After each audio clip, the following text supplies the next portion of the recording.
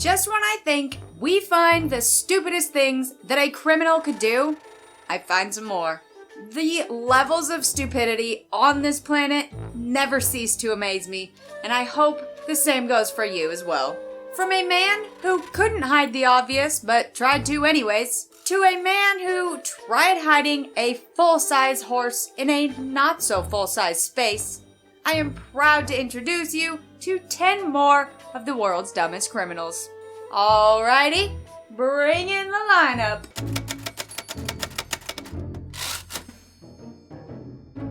When attempting to rob a place, it's kind of important to know the exact location of said place. Especially if your plan of entry involves crashing your vehicle into the building. Oklahoma City police arrested a man after he crashed his vehicle into a shoe repair store. But why would anyone want to rob a shoe repair store? Well, he wasn't exactly aiming for that store. He was really trying to rob the medical marijuana dispensary that was directly next door. Upon crashing into the shoe repair store, he got stuck in his car, trapped by the debris. Police arrived within minutes, and he was arrested. So much for that idea.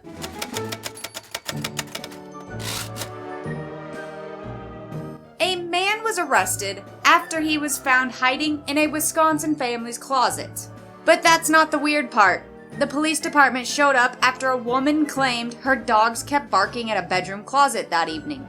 The woman and another family member tried to open the closet door, but couldn't. Then they saw fingers sticking out from inside the door, holding it shut. The man, later identified as 32-year-old Cabian, said, "Ho, ho, ho," while inside the closet. He then told the family not to ruin their Christmas surprise by opening the door. They immediately called 911 and went outside to wait for the police. At some point, Santa Cabian snuck out, but he was found because of the footprints he had left in the snow. Sorry, Cabian. Santa doesn't break into people's houses and hide in their closets. He comes down the chimney, leaves the presents, and then leaves the house. Duh.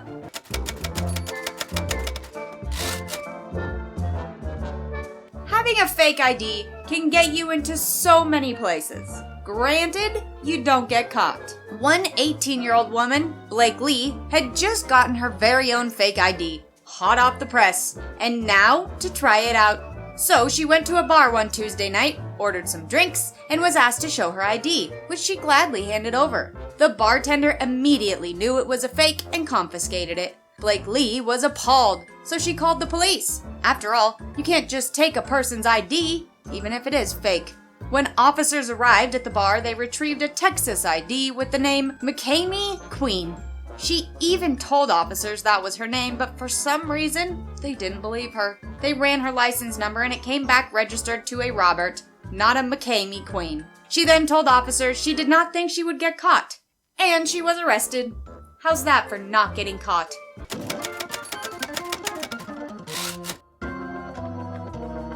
Tattoos can really set you out from the crowd. They are also an excellent way to identify a person, especially if that tattoo is your name and it's tattooed on your neck where everyone can see it. Just like Matthew Bushman, aka Matty B. Matty had an active warrant out for his arrest and was pulled over by police one day. They asked him for his name and he thought he could outsmart the cops by giving them a fake name and date of birth to avoid being arrested. Well, that went well. For a literal split second, until the cops looked at his neck, saw his name tattooed on it. He was arrested for his warrant, and now on top of that, he can add obstructing justice to his sentence. Maybe if he had gotten his name tattooed somewhere else, like his arm or the back of his leg, or not on his body, he wouldn't have got caught.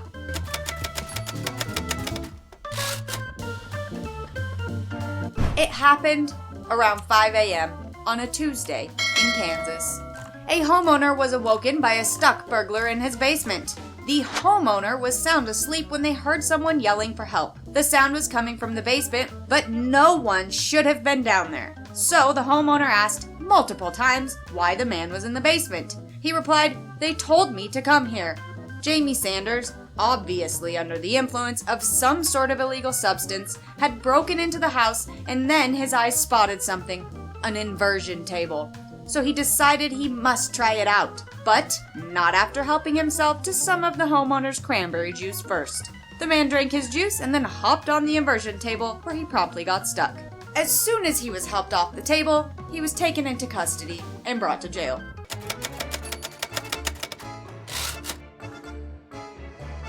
The right thing for any criminal to do is to turn themselves in. Billy Bob Hall from Texas was going to do just that. He decided to slam some liquid courage first, as in 7 beers, and then head to the police station and turn himself in for his warrant.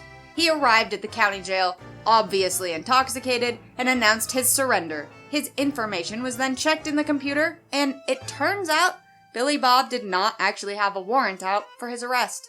So he was good to go, right? Well, actually no. He was beyond the point of legal intoxication and was then arrested for public intoxication because they all believed he was intoxicated to the degree that he posed a danger to himself and to others. But A for effort, Billy Bob. At least you were trying to be honest.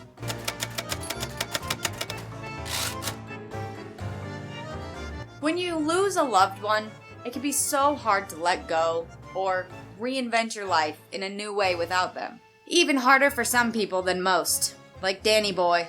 His grandma was buried in a local cemetery, and instead of stopping by to talk or leave some pretty flowers, he decided he was going to resurrect her. So he got started. Police were made aware of a man causing a commotion in the cemetery and arrived to see extensive damage, including dig sites and broken headstones. All in all, Danny Boy had caused over $30,000 in damages to the cemetery. But he never even got close to his grandma's grave, and he never did resurrect her. But he did manage to find his way into a jail cell, with a little help from the officers.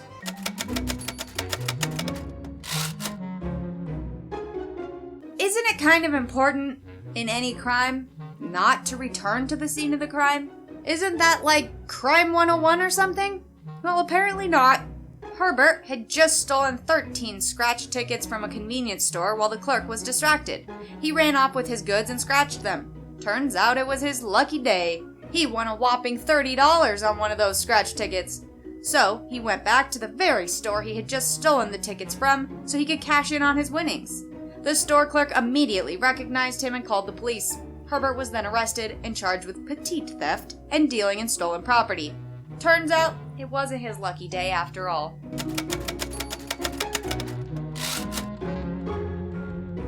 An Arizona man called police about a burglary in his apartment, but he's the one that ended up getting arrested.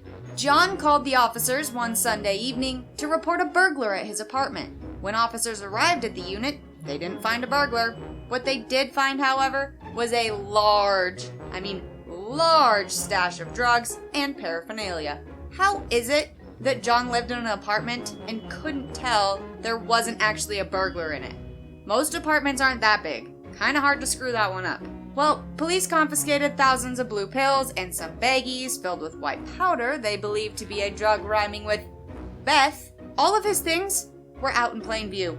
John hadn't even bothered to try covering it up, like throw a towel over it or stuff it under your bed. If he wasn't on any of his drugs, I honestly don't know what to say. That would be the most shocking part of this story.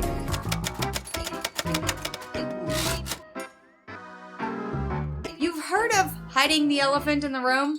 What about hiding a full-size horse in a bedroom? No? That's because it's not too common of an experience, apparently. But for one man, it became all too real. South Carolina Sheriff's Office arrested and charged a man after deputies found a stolen horse in his bedroom. A witness saw Gary riding a horse down the road and taking it inside his home. Fun fact, it wasn't even Gary's home. It was his father's, and he was not supposed to be there at the time. Well, he was there, plus one, a full-size horse. Officers attempted to take Gary into custody, but he kept backing up down the hall. Finally, when the bedroom door opened, everyone was in shock at the sight of a horse inside of a bedroom. Other than a small cut, the horse was unharmed and will heal. As for Gary, he's facing a plethora of charges. And to top it off, he doesn't even get to bring a horse with him into his jail cell. Poor Gary. Well, that's all we have time for today. I hope you enjoyed 10 more of the world's dumbest criminals. If you did, leave a thumbs up, leave a comment down below. Can't wait for more? Have you checked out our playlists? That's right. World's Dumbest Criminals, Darwin Awards, both playlists right there. Non-stop fun. Anyways, thanks for watching, thanks for subscribing, and as always, stay safe, Troop TT.